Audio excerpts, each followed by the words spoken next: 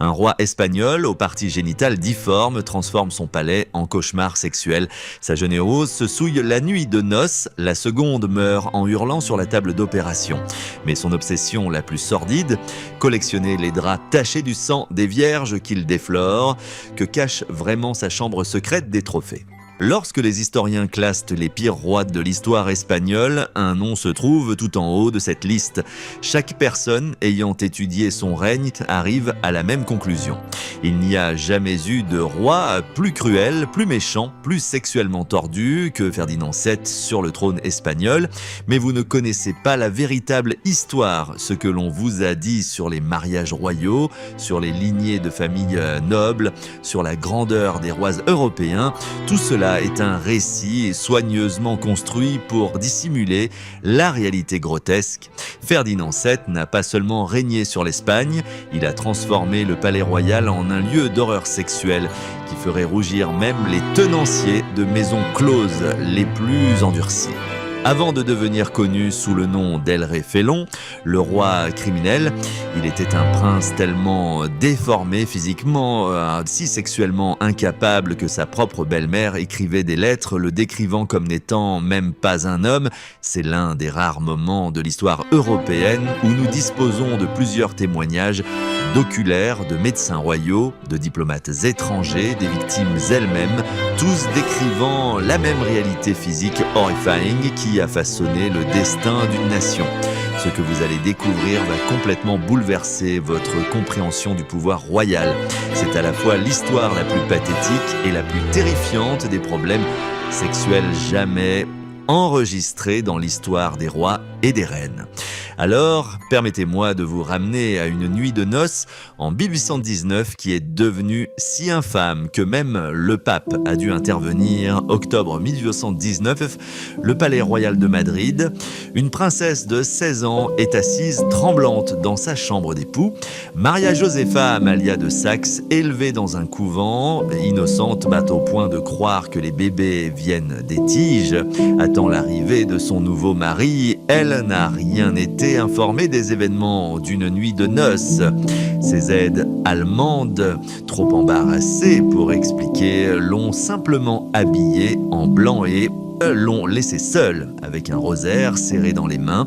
Puis la porte s'ouvre. Ce qui entre n'est pas le charmant prince des contes de fées, c'est un homme de 35 ans en surpoids avec la goutte des lèvres épaisses et sortantes et les yeux d'un prédateur. Mais ce n'est pas cela qui fait que le sang de la jeune reine se glace. Vous voyez, Ferdinand VII souffrait d'une condition si extrême, si grotesque que la science médicale moderne peine encore à l'expliquer. Macrogenitosomie, en termes simples, ses parties intimes étaient monstrueusement surdimensionnées, mais pas de la manière que vous pourriez penser. L'écrivain français Prosper Mérimée, qui a parlé aux personnes présentes ce soir-là, l'a décrite dans des détails horrifiants. Fine, comme une bougie de plafond à la base, et aussi épaisse qu'un poing à l'extrémité, aussi longue qu'une queue de billard. Imaginez être une jeune fille de 16 ans, protégée, élevée par des religieuses, soudain confrontée à cela. La jeune reine jeta un coup d'œil et s'enfuit du lit, hurlant de pure terreur. Mais voici où cela devient pire. Ferdinand, ivre de vin et de désir, se mit à sa poursuite. Imaginez la scène. Un roi de 35 ans, très en surpoids, titubant autour de la chambre en essayant d'attraper sa jeune épouse, qui court littéralement pour sa vie. La fille était rapide, le roi ne l'était pas. Fâché par cette insulte, Ferdinand fit ce que ferait tout roi raisonnable. Il sortit de la chambre complètement nu, sa déformation à découvert, et commença à crier contre les aides de la reine. Il leur lança des noms terribles, exigeant qu'elle prépare la reine pour lui dans les 15 minutes. Ces pauvres dames, y compris la propre belle-sœur de la reine, durent expliquer à une enfant terrifiée ce qui était sur le point de lui arriver. Quoi qu'elles aient dit, cela n'a fait qu'empirer les choses. Lorsque Ferdinand revint, prêt à revendiquer ses droits en tant qu'époux, il fut accueilli par une odeur qu'aucun parfum royal ne pouvait cacher. La jeune reine, dans sa terreur absolue, avait perdu tout contrôle de ses intestins. le roi d'Espagne, dans toute sa gloire grotesque, découvrit son lit nuptial souillé par des excréments humains. Il recula avec dégoût, déclarant que les reines ne sentaient pas à etc. et storma hors de la chambre, refusant de toucher sa bride pendant plus d'une semaine. Mais ce n'était que le début du cauchemar de Maria Josefa. Pour comprendre comment une nuit de noces peut mal tourner à ce point, nous devons parler de ce que Ferdinand II cachait sous ses robes royales. Et je vous préviens, cela devient médicalement graphique. Plusieurs médecins qui examinèrent le roi, laissèrent des dossiers détaillés. Le docteur José María de la Fuente écrivit « Sa Majesté a un membre d'une taille si extraordinaire que les relations conjugales normales sont impossibles sans causer de graves blessures à son partenaire. » Mais ce n'était pas seulement la taille, la forme elle-même était anormale par nature. Vous vous souvenez de la description de Mérimée, fine à la base, massive à l'extrémité, comme une sorte de dispositif de torture d'autrefois. Ce n'était pas une bénédiction, c'était une malédiction qui hantait Ferdinand depuis son premier mariage à 17 ans. Vous voulez savoir à quel point c'était mauvais? Permettez-moi de vous parler de cette première nuit de noces. En 1702, le jeune prince Ferdinand épousa sa cousine Maria Antonia de Naples. Lors de leur nuit de noces, le prince, et je cite directement les lettres de Maria Antonia ici, se contenta de regarder sa mariée et de la toucher maladroitement, attrapant à plusieurs reprises sa poitrine, incertain de la manière de continuer. Il ne savait littéralement pas comment le sexe fonctionnait. Pendant 11 mois, ce mariage ne fut pas consommé. Le prince était excité, essayait de monter sa femme, puis rien. Il ne pouvait pas comprendre comment cela devait fonctionner. Son corps était si anormal que la reproduction humaine de base devenait une énigme impossible. La mère de Maria Antonia, la reine Maria Carolina de Naples, écrivit des lettres de plus en plus inquiètes. « Ma fille pleure chaque nuit. Le prince ne ressent rien. Les tentatives de l'aider sont vaines. Il n'y a aucun plaisir ni effet. Cette situation est extraordinaire et malheureuse pour quiconque se trouve à ses côtés. » Finalement, le prêtre royal dut intervenir, un prêtre catholique dut s'asseoir avec le futur roi d'Espagne et lui expliquer en détail comment avoir des relations sexuelles avec sa femme. L'embarras se répandit à travers toutes les cours européennes. L'héritier espagnol était sexuellement incapable, un monstre physique qui ne pouvait accomplir le devoir conjugal le plus fondamental. Lorsqu'il réussit enfin après près d'un an d'échecs, le dommage était terrible. Maria Antonia subit 2 fausses couches, probablement dues à des blessures internes, et mourut à seulement 21 ans, son corps brisé par la déformation de son mari. Mais voici la partie dégoûtante. Une fois que Ferdinand comprit finalement le sexe, il en devint obsédé. La mort de sa première épouse en 1806 libéra Ferdinand du lit conjugal. Mais cela libéra aussi quelque chose de monstrueux. Le prince, qui ne pouvait pas performer, devint un roi qui ne pouvait pas s'arrêter. Lorsque Ferdinand reprit le pouvoir en 1814 après la défaite de Napoléon, il avait 30 ans, sexuellement frustré et ivre de pouvoir absolu. Ce qui suivit fut une décennie de comportements débridés qui ferait rougir Caligula. Chaque nuit, le roi quittait le palais vêtu d'un manteau sombre.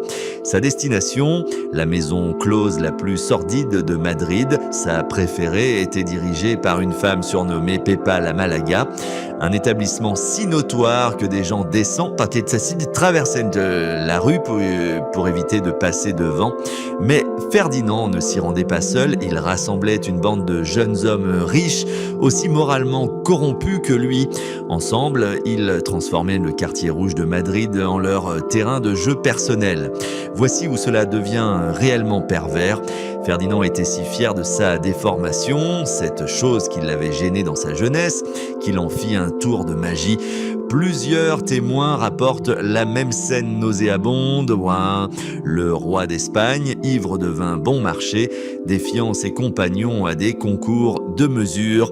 Chaque homme s'exposait et il comparaissait littéralement leur taille. Ferdinand gagnait toujours. Ses amis lui donnèrent même un surnom. El bien dotado, le bien doté. Le roi se pavanait dans ses maisons closes, son corps monstrueux à découvert se vantant de ses conquêtes. Mais la vantardise était la partie la moins dérangeante. Ferdinand avait développé une obsession particulière, révélant la véritable profondeur de sa maladie. Dans ses propres mots, enregistrés par le comte José Maria de Villalobos, le roi se vantait « Et elle quitte mon lit, certaine qu'aucun autre homme ne peut leur donner le plaisir que je leur ai donné. Et savez-vous ce que j'apprécie le plus après les avoir eus ? Collecter les chiffons tachés de la preuve de leur virginité. » Laissez cela s'installer, le roi d'Espagne collectait les draps ensanglantés des vierges qu'il déflorait.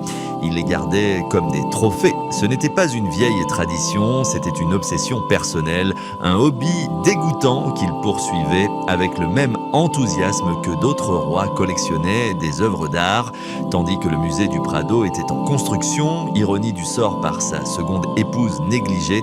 Ferdinand construisait une collection de preuves ensanglantées de ses conquêtes. Les prostituées de Pepa Malaga n'étaient pas ses seules victimes. Alors qu'il voyageait à travers l'Espagne, Ferdinand laissait une traînée de femmes ruinées.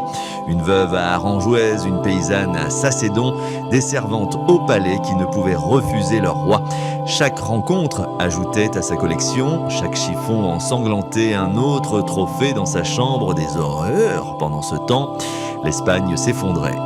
Alors que Ferdinand passait ses nuits à mesurer des parties intimes et à collecter du sang vierge, son pays a perdu son empire américain entier. Des réformateurs libéraux furent exécutés par milliers. L'économie s'effondrait, mais le roi s'en fichait. Il avait des maisons closes à visiter, des femmes à ruiner, des trophées à collecter.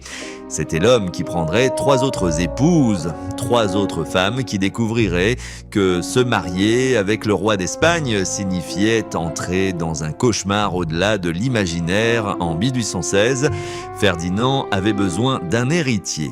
Sa solution, épouser sa propre nièce. Maria Isabelle de Bragance avait 19 ans, était peu attirante et portugaise, 3 coups contre elle à la cour espagnole. Les commérages de Madrid l'accueillirent avec une rime cruelle. « Fea pobre portugaise, jupaesa ». Laide, pauvre et portugaise suce ça, mais Maria Isabelle avait quelque chose que son mari n'avait pas, la dignité. Alors que Ferdinand continuait ses raids nocturnes dans les maisons closes, elle fondait discrètement le musée du Prado et ouvrait l'Académie royale aux artistes femmes. Elle essayait d'apporter de la culture à une cour noyée dans la dépravation. Ferdinand s'en apercevait à peine. Est-ce que ça ? Pour lui, elle n'était qu'un ventre, un vaisseau pour l'héritier dont il avait désespérément besoin. Et en 1818, elle fut finalement enceinte. C'est là que l'histoire de Ferdinand se transforme d'une comédie grotesque en pure horreur. Lorsque Maria Isabelle entra en travail, des complications survinrent immédiatement. Le bébé était en siège, la reine était en train de faiblir. Les médecins royaux firent face à un choix: sauver la mère ou sauver l'enfant. Ferdinand prit la décision sans hésitation. Sauvez l'enfant, ordonna-t-il. Coupez-la si vous devez. Ce qui se passa ensuite fut témoin de 12 personnes, toutes ayant laissé des comptes rendus concordants. Les chirurgiens commencèrent à effectuer une césarienne d'urgence.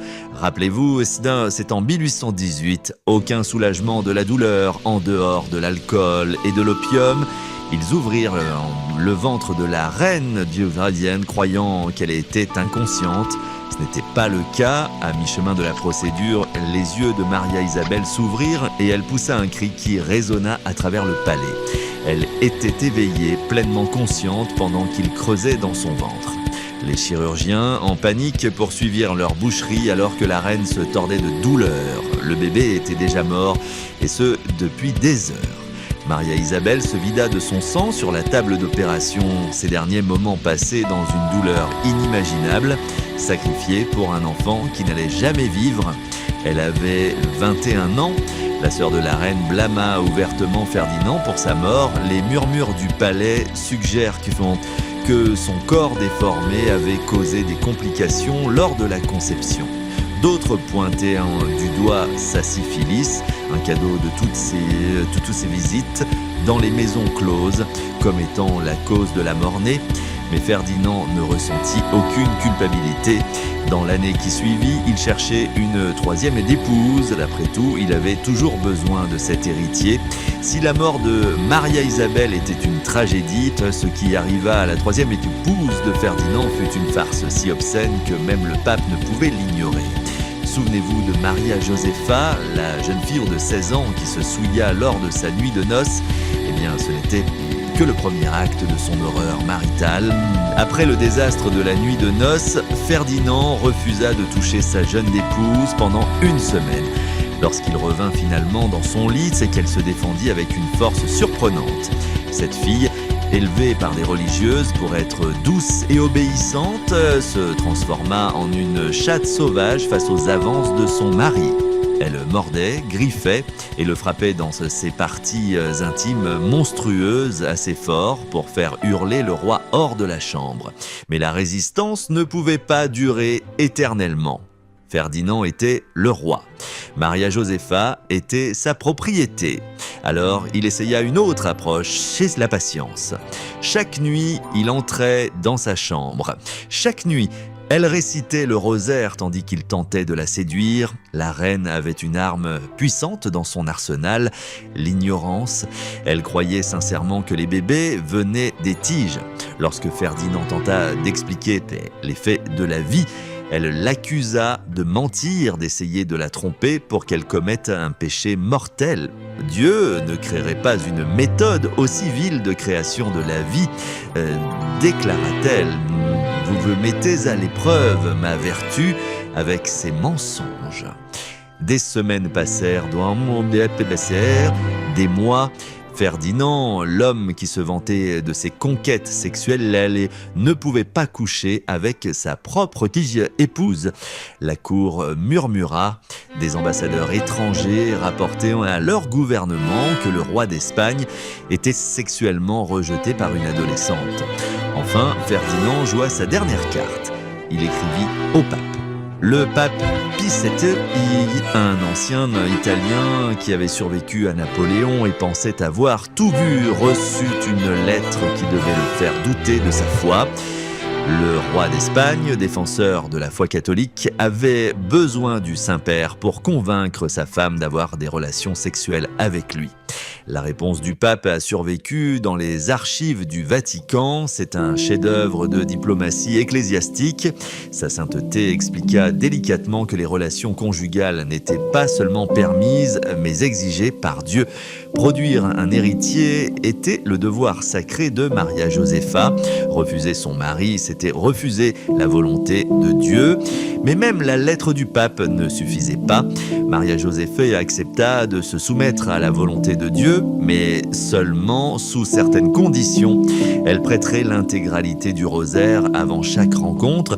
Elle garderait les yeux fermés tout au long et elle penserait à la Vierge Marie pour maintenir sa pureté spirituelle. Imaginez être Ferdinand. Vous êtes le monarque absolu d'Espagne, vous avez le pouvoir de vie et de mort sur des millions, et vous êtes allongé là pendant que votre jeune épouse récite « Je vous salue, Marie, pleine de grâce », pendant que vous essayez de consommer votre mariage. C'était de tous les contes la relation la moins romantique de l'histoire royale.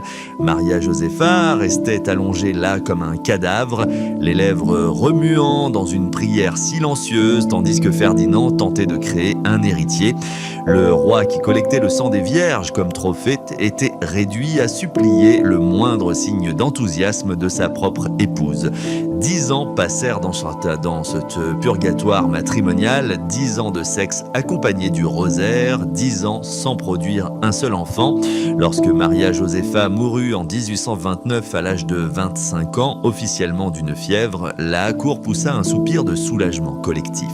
Ferdinand avait encore échoué, 3 épouses, 2 mortes, 0 héritier légitime. À 45 ans, malade à cause de décennies de débauche, Ferdinand avait une dernière chance.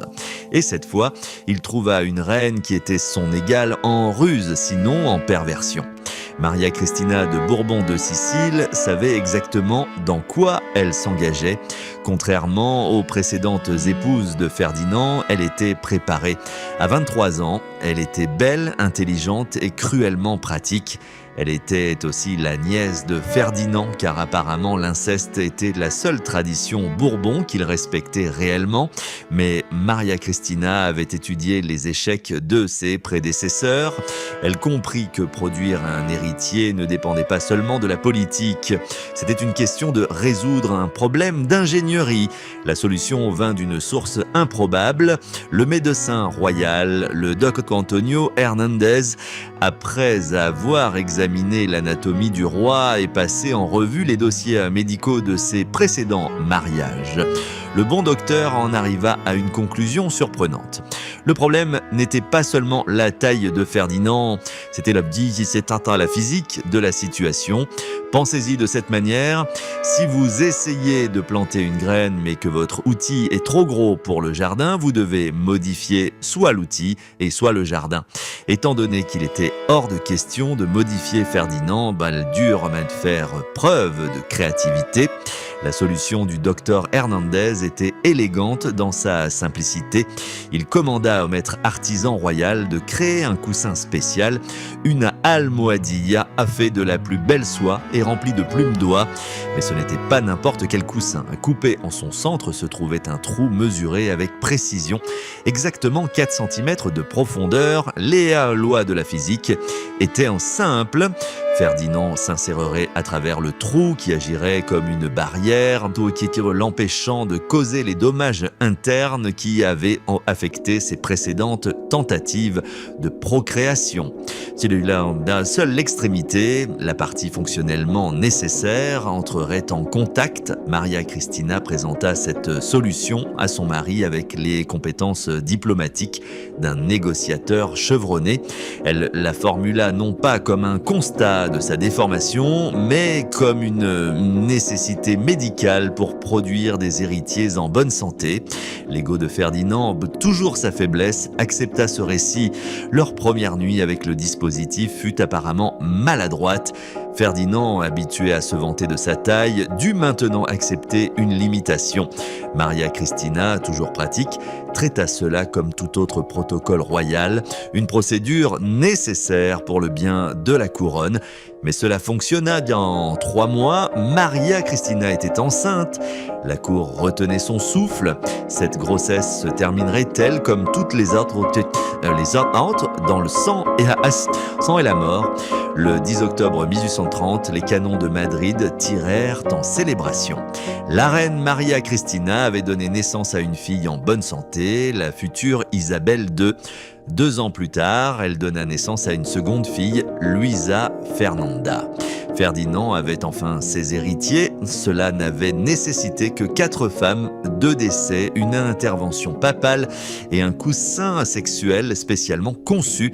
La naissance d'Isabelle créa un nouveau problème. La loi espagnole, la loi salique empruntée à la France, interdisait la succession féminine. Le frère de Ferdinand, Don Carlos, s'attendait à hériter du trône, mais Ferdinand, ayant littéralement créé ses héritières, n'était pas prêt à laisser un détail technique l'arrêter. Dans une décision qui plongerait l'Espagne dans la guerre civile, Ferdinand édita la pragmatique sanction de 1830, abrogeant des siècles de lois pour permettre à sa fille d'hériter. Lorsqu'il mourut en 1833, pour son dysfonctionnement sexuel, la violence sexuelle avait une dernière conséquence. La première guerre carliste, un conflit sanglant qui allait tuer des centaines de milliers de personnes. Tout cela parce qu'un roi avec une déformation monstrueuse avait enfin compris comment utiliser un coussin. Mais revenons au trophée mentionné par Ferdinand, sa collection de tissus tachés de sang, car c'est ici que la perversion de Ferdinand atteint ses sombres profondeurs. Après sa mort en 1833, Maria Cristina ordonna un inventaire discret des chambres privées du roi, ce qu'ils trouvèrent devra défier toute croyance. Cachés dans une malle en cèdre, enveloppée dans de la soie, se trouvaient des dizaines de carrés de tissu, chacune soigneusement étiquetée avec une date et un nom. Carmen, maison de Pépa, mars 1821, Isabelle, servante du palais, janvier 1823, Maria, veuve Vagnès, septembre 1824. Le roi n'exagérait pas. Il avait réellement collecté ses sombres souvenirs pendant près de 2 décennies. Chaque morceau de tissu représentait une femme, certaines consentantes, d'autres pas, qui avaient vécu la marque particulière de brutalité de Ferdinand. Mais guère ailleurs, la collection révélait autre chose, quelque chose que les observateurs du palais avaient longtemps soupçonné. Les dates étaient regroupées autour d'événements spécifiques.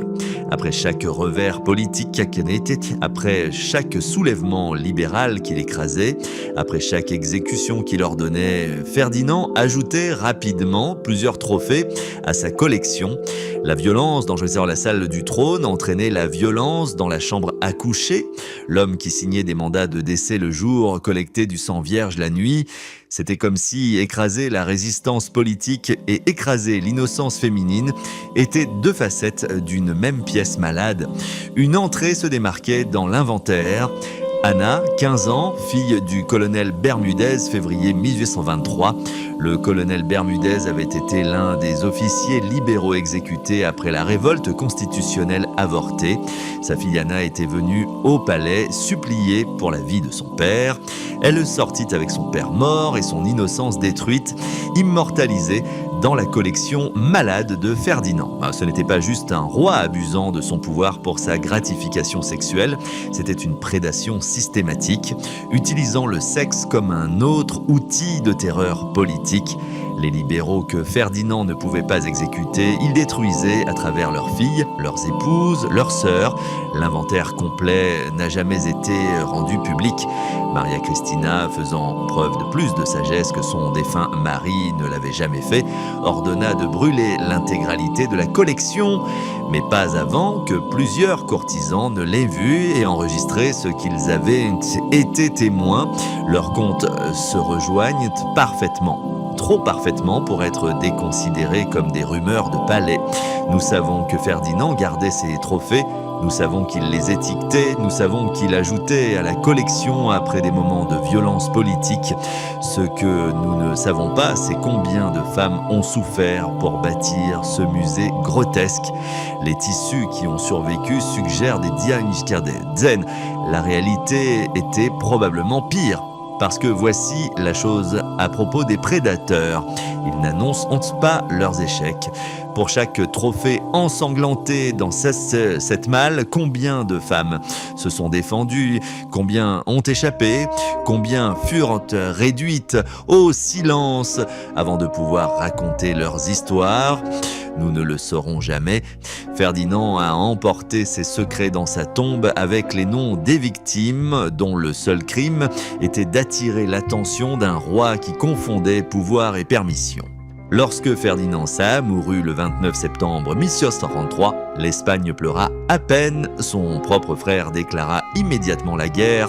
Sa fille ferait face à plusieurs guerres civiles pour défendre le trône qu'il avait conçu pour elle. Sa veuve se remaria rapidement avec un garde commun, scandalisant la nation une dernière fois. Mais le véritable héritage de Ferdinand n'était pas politique, il était personnel. Il avait transformé la monarchie espagnole d'une institution sacrée en une plaisanterie sordide. Chaque roi après lui serait teinté par association, chaque mariage royal serait suspecté. Sa fille Isabelle II hérita de plus que de son trône, elle hérita de ses appétits sexuels, ses propres aventures scandaleuses et sa prétendue nymphomanie conduisirent à son renversement en 1868. Mais la dynastie Bourbon, que Ferdinand avait littéralement façonnée pour exister, serait renversée par la dépravation héritée de sa propre lignée. Pensez à ce coussin pendant un moment. Un roi si déformé que la reproduction humaine normale nécessitait une intervention d'ingénierie. Une monarchie si désespérée pour des héritiers qu'elle transforma la chambre royale en une procédure médicale. Ce coussin, désormais perdu dans l'histoire, représente tout ce qui ne va pas avec le règne de Ferdinand. Le pouvoir corrompu au point de déformation physique, la légitimité si fragile qu'elle tenait à un fil ou plutôt à un trou soigneusement mesuré dans un coussin en soie. Peut-être que l'ironie la plus cruelle est celle-ci. Ferdinand VII est rappelé non pour de grandes réalisations, non pour des actes nobles, mais pour son anatomie grotesque et la souffrance qu'elle a causée. Il voulait être El Deseado, le désiré. Au lieu de cela, il devint un conte de mise en garde, un rappel que le pouvoir sans humanité crée des monstres. Chaque historien qui étudie son règne arrive à la même conclusion, comme l'a écrit Stanley Payne, lâche, égoïste, cupide, suspicieux et vindicatif. Comme le conclut Emilio La Parra, le pire des monarques, Habsbourg et Bourbon. Comme l'observa son contemporain, le duc de Wellington, la créature la plus méprisable de Dieu. Ils ont tous raison, mais ils sont aussi trop gentils, parce que Ferdinand VI n'était pas seulement un mauvais roi, il était un prédateur avec une couronne, un homme qui avait transformé sa déformation physique en arme, un dirigeant qui collectionnait la souffrance humaine comme d'autres collectionnaient l'art. En fin de compte, c'est son véritable héritage. Pas le trône qu'il transmit à sa fille, pas les guerres civiles qu'il provoqua, pas même le coussin grotesque qui lui permit enfin d'avoir un héritier. Son héritage est parmi les femmes sans nom de cette collection brûlée, les servantes qui ne pouvaient refuser, les vierges qui devenaient des trophées, les épouses qui mouraient ou vivaient dans la terreur. Ferdinand VII a prouvé que les monstres n'ont pas besoin de se cacher sous les lits ou dans les forêts sombres. Parfois, ils portent des couronnes et gouvernent des nations. Parfois, ils sont célébrés comme des rois. Et parfois, juste parfois, l'histoire se souvient d'eux pour exactement ce qu'ils étaient.